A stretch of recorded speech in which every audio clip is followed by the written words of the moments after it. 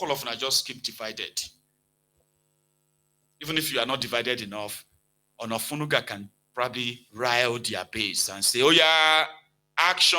And before you know it, everywhere you turn, you go, they see threats. The Yorubas, these Ronukus are threatening the Igbos. The Igbos will be threatening the Ronukus. You know, everybody will be madness everywhere, courtesy of those in government. Keep them divided. That is why today, this division you are witnessing today kicked off by this APC. If you go back to 2013, 2014, whatever it is that the obedience are being accused of today, they have actually not even done 1% of what these Ronukus did. Abba, they were threatening the sitting president that they will give him bagbo treatment. Some were even threatening that if Igbere Jolantan failed to, if Igbere Jolantan failed to leave power in 2015, they go do what they did in 1966. Can you imagine that? We will repeat 1966. One of them said. I'm going to put it on the screen soon. Right? Take a look at this one. They so divided the place, yeah, that it became part and parcel of their campaigns. Did you feel me? Igbos, Hausas, this one, that one, under APC, Egbekegbe. One is this, so 1 minute. His message for their fellow Northerner is that any Northerner who wants Peter Obi to take over Nigeria is an enemy of Islam and the North. Not just that, oh. Messages like this are not random, oh. They are intentional. Oh. But take a look at this one. This was in 2015. Nigeria on the brink. The court judgment today will determine the fate of the country in the coming days. Get should not make us repeat 1966. This is a Northerner now. Educated, though, is a PhD holder from the North. Though. In 2015, he said this online. He is proud that they committed genocide, killed the Igbos. But wait, see, Goodluck Jonathan is not even Igbo. A German from Niger Delta. A Northerner was already planning to go and kill and repeat 1966. This is Nigeria. Right? This is Nigeria. We are expecting your words. All Igbos in Abuja, Lagos, Kaduna, Ibadan, we will kill them all before we progress to that your Biafra land. My wife is from Imo, and I will kill her first. Momo. All of this, so in 2015, oh. Here is another one. So, APC, Egbekegbe did all of this so well. But today, you now have some of the Igbo, what do you call it? China influencers, they call them, who are now repeating and returning fire for fire. And some of these are what some of you are seeing today. But in case you have not really been interested in their politics until now, we have been in it for a very long time. It's been so toxic. It's been so, So Bokwari now came to power. It messed up so bad. Guess what? Majority of these guys, after Bokwari, they now turn to sports commentators on social media. They are now talking about Manchester United versus Real Madrid. The players they signed, Chelsea signed yesterday. It should have been the Real Madrid that signed it. The Olori Brukus that created the toxicity that you are witnessing in Nigeria today. And those ones who are with Tifnumbu right now, who are furthering that division, that toxicity and the rest of that. All of this now for politics. So, while the chunk of the country wallow in abject poverty, that even those in government admit to. They say, yeah, things are tough, but we are working. People should give Tifnubu time. You get? Ish. Let's take a short breather. Let me take you to Lagos. Last night, Lagos State, they want to do local government elections. So, Showore's party and his supporters and other parties, right? They went to the INEC place to get their nomination, kind of like, I don't know, maybe verified or something. and they said they have shut them out. It's like they want to stop them from even contesting against APC, not to talk of rigging them. So the rigging is starting from registration, like this one. So they now protested. This was last night.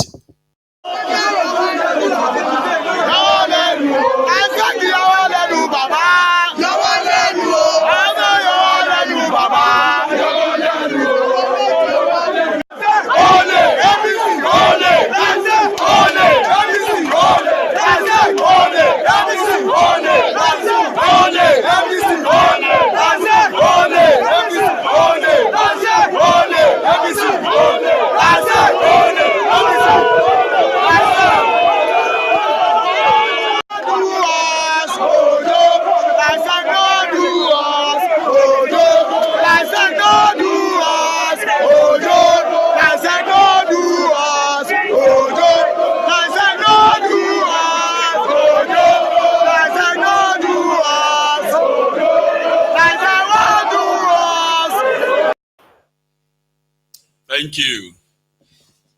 Okay. Agbaje. Yeah, I got that mixed up. But like you happened to be their first executive governor for your state. So anyway, that was Lagos. Before election at all, last year already kind of like removed the names of the opposition parties. So they had to go there and protest. I don't know the end conclusion if they finally got their names,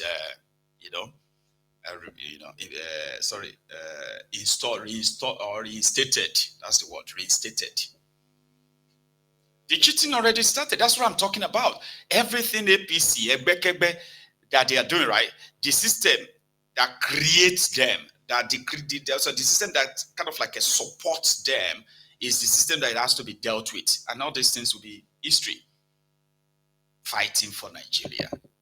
That is what it means. You have to fight Nigerians. Because you see those ones who are in their last year, they are also, maybe they are Nigerians, they are Lagosians.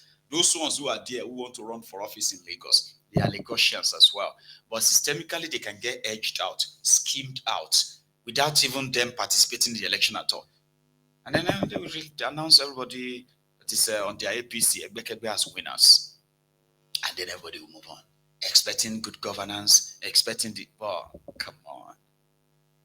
Anyway, I've been corrected that the first executive governor of Oyo State was late Bola Ige Cicero.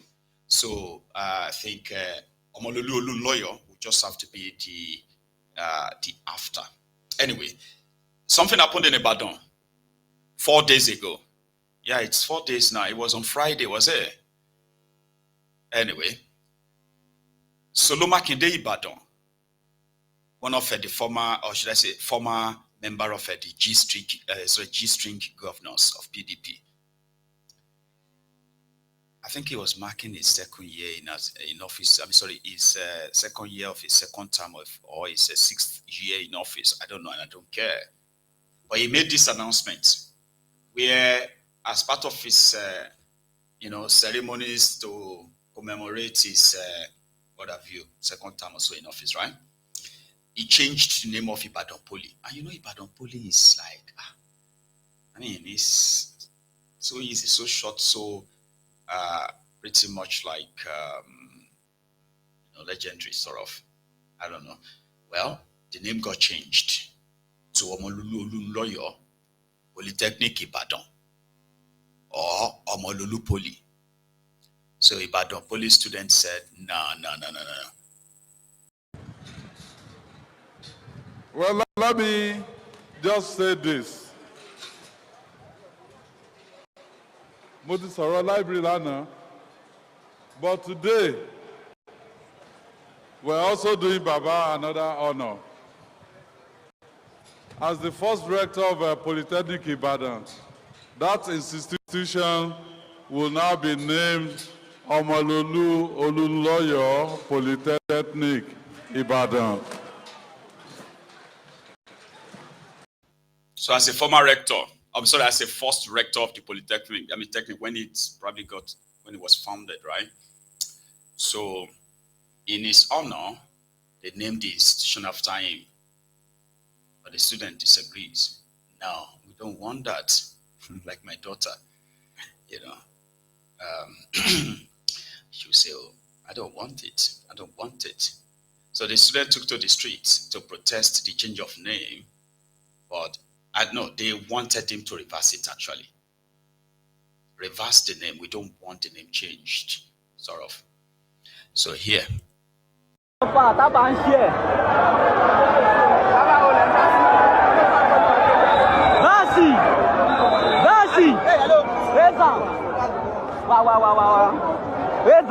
Life flower.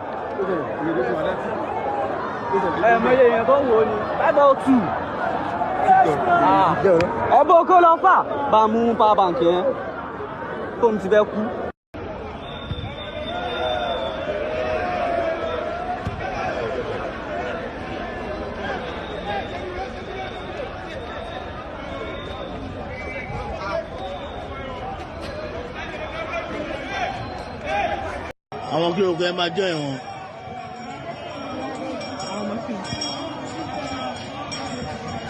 Àwọn ọmọ tọ́ọ̀gì ẹ máa jọ ìwọ̀n.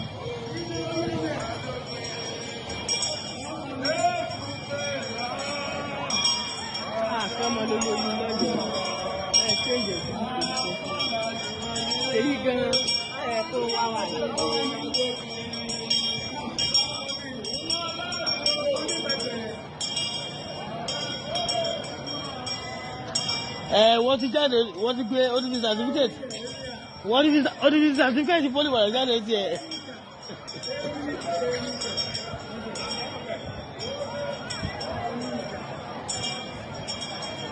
Àwọn tó wà lórí ọ̀kadà fẹ́ irun wọn máa ní.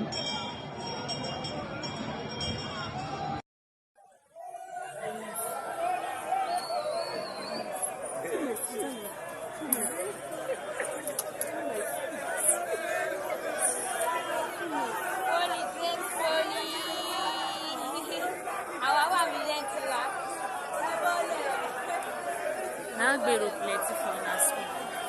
No touch person for na school. Na lie, I'm saying lie. We touch. Nagbero plenty. See there.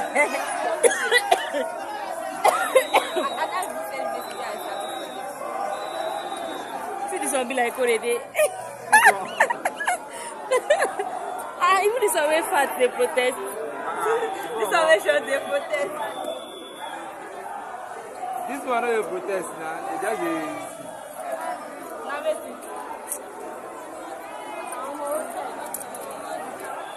and this one no wear bra, na part of protest. This one no wear bra, na part of protest. You never see people where they knock each other for protest. I never see you. Why? What's your bad work? Vincent! Break for life! Break for life! So they want Seyi Makinde to reverse the change of name, or they won't stop protesting.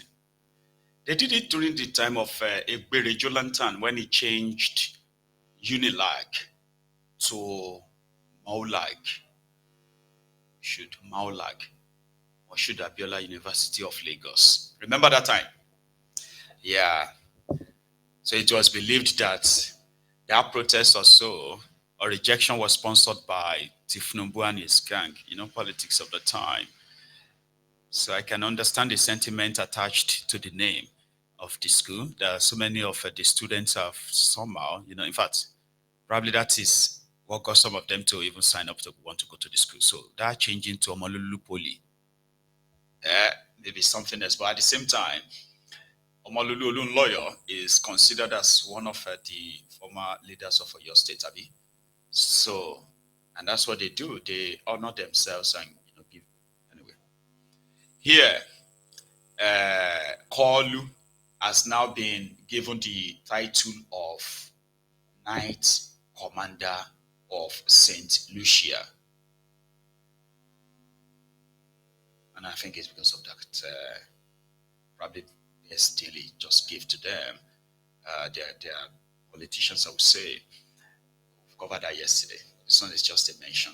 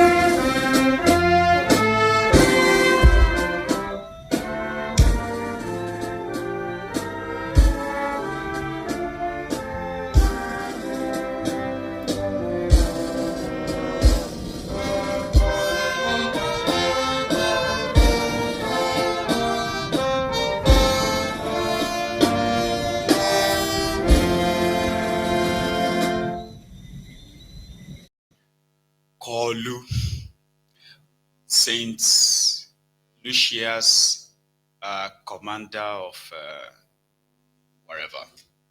But we kind of all know why he's in St. Lucia. It's now come to light that, well, I said a few months ago, the police in St. Lucia seized the haul of cocaine, drugs, that is worth over $5 million. So you can do with that information whatever you like. Back in Nigeria, yeah, at Songo, they said their Portable already started its campaign for Tifnumbu. I mean, is that not what I just said earlier?